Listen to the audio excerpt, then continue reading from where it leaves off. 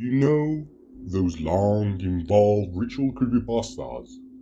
The ones that involve a million different steps. The ones where if you breathe at the wrong second, you die? Ever wonder who figured it out?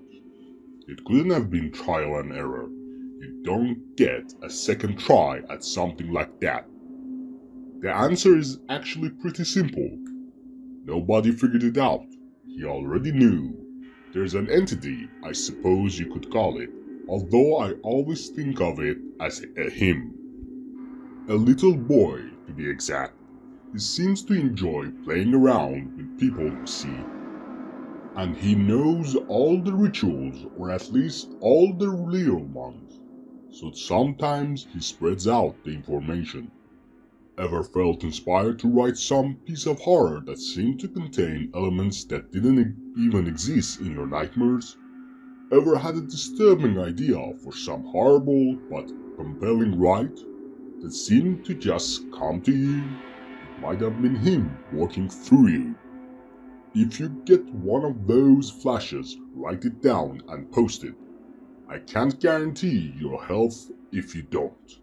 He can be awfully persistent about getting his little message out, and even if you're just babbling it to your safe, padded walls, you're still saying it. But at the same time, if you get one of those flashes halfway through writing it, stop, open up the instant messenger of your choice, and I'm yourself.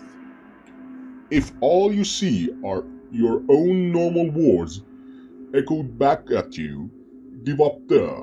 Either it really is just your imagination that gave you the idea, or he doesn't want to talk. But if the message comes back with odd typos that weren't there before, or new capitalization or different punctuation marks, well, I'm sure you have seen enough pasta with puzzles in it to know what to do to find the message and respond. If he likes you or finds you amusing, he'll talk to you directly there. If he gives you a new puzzle, keep going, but be careful. They get harder and harder, turning from simple wordplay to something drastic.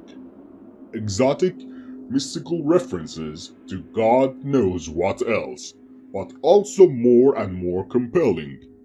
It is harder to just close the window and walk away, and the feeling that you're just about to reach a solution never eases. And so the next time some poor soul's found slumped over their computer, killed by starvation and exhaustion and neglect, well, maybe it was just some game, right? But maybe he just wanted to solve that one damn puzzle.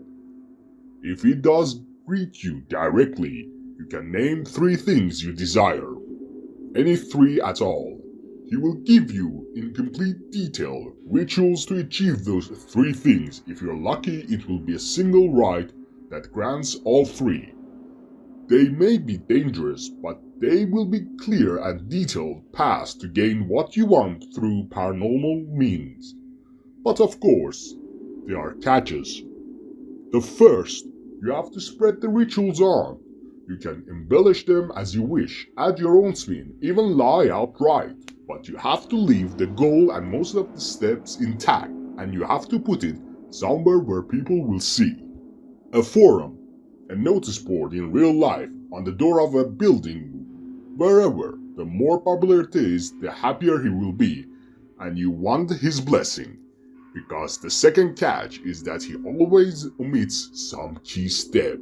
As long as you have posted the ritual up in public, you will know when the time comes what that step is.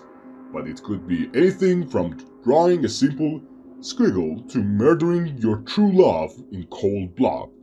You could have to give up your soul, or a limb, or drown yourself, or you could just have to hop backwards 2 times. And you won't know what it is until you're buried deep in the rite, unable to stop it. So when you talk to him, be nice and friendly, and make sure you amuse him.